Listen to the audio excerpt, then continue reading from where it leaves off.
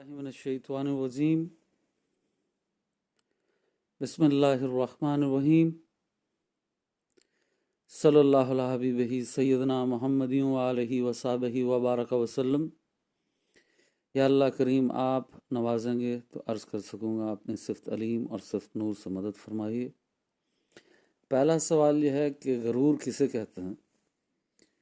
غرور اسے کہتے ہیں کہ انسان اپنے آپ کو دوسروں سے بہتر سمجھے اور دوسروں کو اپنے آپ سے کمتر نہ سمجھے، یہ غرور ہے۔ اور تکبر یہ ہے کہ انسان اپنے آپ کو دوسروں سے بہتر سمجھے اور دوسروں کو اپنے آپ سے کمتر سمجھے، یہ غرور اور تکبر کا فرق ہے۔ پھر اگلا سوال ہے کہ خود پسندی کسے کہتے ہیں؟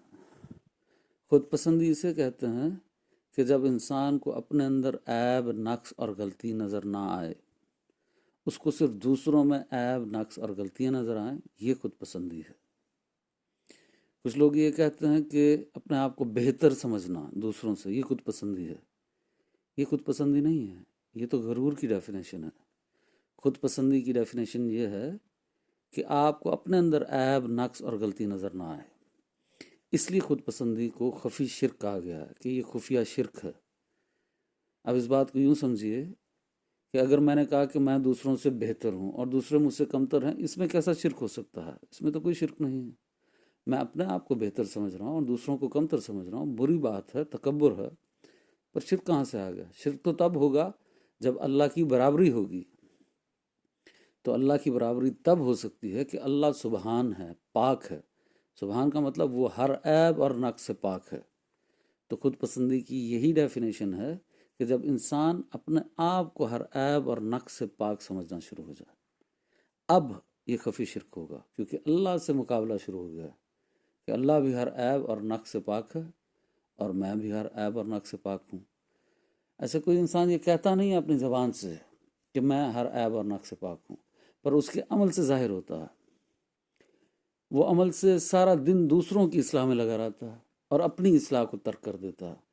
دوسروں کے بارے میں کہتا رہتا ہے کہ اس کے قول و فعل میں یہ تضاد ہے، اس کی بات کچھ اور ہے اور عمل کچھ اور ہے، اور اس کے اپنے قول و فعل میں تضاد ہوتا ہے۔ وہ اپنی اصلاح کو ترک کر دیتا ہے، اپنے عیب اور نقص کو نہیں دیکھتا۔ یہی تو خود پسندی ہے۔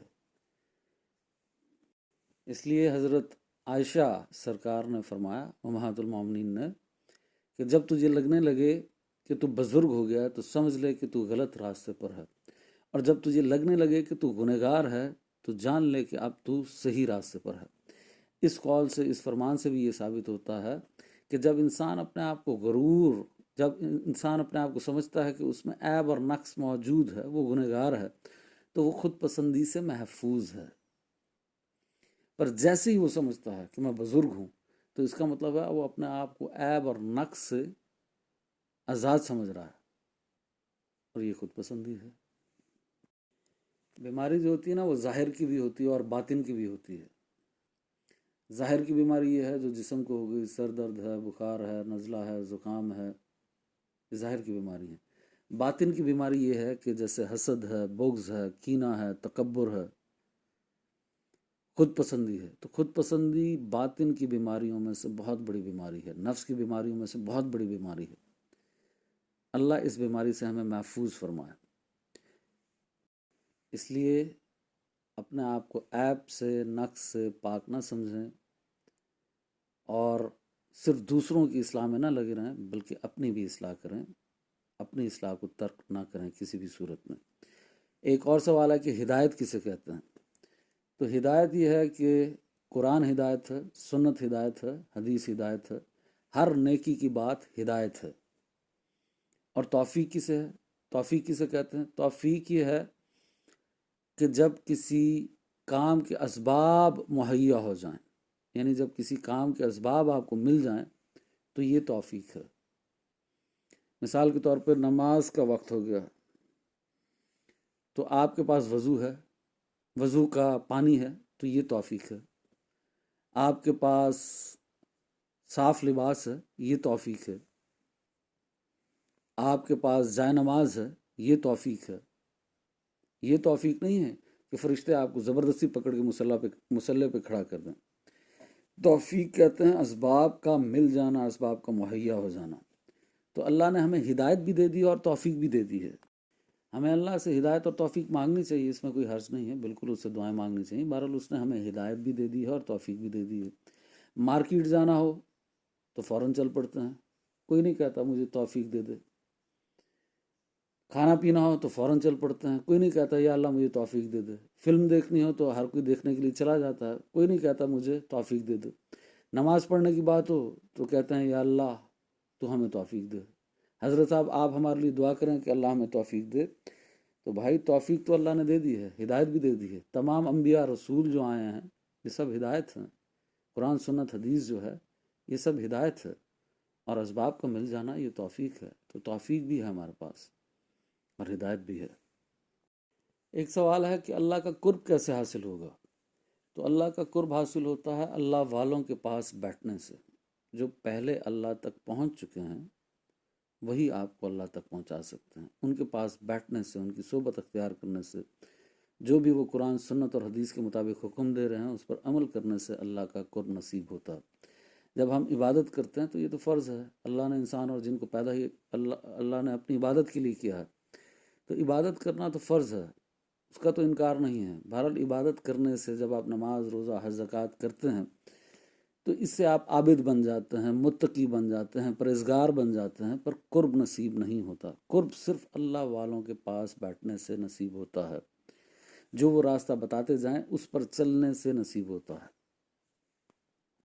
اور دلیل اس میں یہ ہے عقلی کہ جو منزل تک پہنچ چکا ہوگا وہی آپ کو منزل تک پہنچائے گا، جو راستے سے واقف ہوگا وہی آپ کو منزل تک پہنچائے گا۔ تو یہ اولیاء اللہ جو ہوتے ہیں، جو علماء حق ہوتے ہیں، یہ راستے سے واقف ہیں، یہ راستے سے واقف ہیں، یہی آپ کو پہنچا سکتے ہیں اللہ کی دی ہوئی طاقت سے اللہ کے قریب، یہی آپ کو اللہ کے قرب تک پہنچا سکتے ہیں۔ ایک اور سوال ہے کہ علم کا درجہ بڑا ہے، عقل کا درجہ بڑا ہے یا محبت کا درجہ بڑا ہے؟ پہلے بھی اس پہ بات ہو چکی ہے، مختصر جواب یہ ہے کہ ان میں سے کسی چیز کا انکار نہیں کیا جا سکتا، یہ سب اللہ کی بہت بڑی نعمتیں ہیں۔ علم کا بہت بڑا درجہ ہے، عقل کا بھی بہت بڑا درجہ ہے، بہت سی آیات ہیں، بہت سی احادیث ہیں، ان کا انکار نہیں کیا جا سکتا۔ بہرحال محبت کا اور عشق کا مقام بہت بڑا ہے، وہ اس لیے کہ شیطان کے پاس وہ نمازی بھی تھا، متقی بھی تھا، پرہیزگار بھی تھا، وہ تزکیہ نفس بھی کرتا تھا، وہ مجاہد بھی تھا، جہاد بھی کرتا تھا، عالم بھی تھا، پر عاشق نہیں تھا، محبت کرنے والا نہیں تھا۔ تو اللہ نے پوچھا کس چیز نے تجھے روکا سجدہ کرنے سے؟ اس نے کہا میں آدم سے بہتر ہوں، یہ مٹی سے بنا ہے اور میں آگ سے بنا ہوں۔ تو اس نے اپنے عقل کو استعمال کیا، اس نے اپنے علم کو استعمال کیا اور غلط جواب دیا، اور اللہ نے فرمایا جا تو روندہ درگاہ ہے، میری بارگاہ سے نکل جا، تو شیطان ہے، تو مردود ہے، تو لعنتی ہے، قیامت تک تجھ پر لعنت ہے۔ یہ لعنت اس پہ کیوں برس رہی ہے؟ کیونکہ اس نے اللہ کے سامنے اپنے علم کو اور اپنی عقل کو استعمال کیا۔ جب اللہ اور اس کے رسول کا واضح حکم موجود ہو تو وہاں اس حکم کو ماننا چاہیے، تسلیم کرنا چاہیے، اپنے علم کے گھوڑوں کو نہیں دوڑانا چاہیے۔ جب اللہ اور اس کے رسول کا حکم ہو تو وہاں پہ عشق اور محبت کو استعمال کرنا چاہیے، عقل اور علم کو استعمال نہیں کرنا چاہیے، عقل اور علم کو دنیاوی معاملات میں استعمال کرنا چاہیے۔ تو بہرحال اس میں نے عقل اور علم کی کوئی نفی نہیں کی ہے، علم کا بھی بہت بڑا مقام ہے، بہت فضیلت ہے، عقل کی بھی بہت فضیلت ہے، بہرحال محبت کا مقام بہت بڑا ہے۔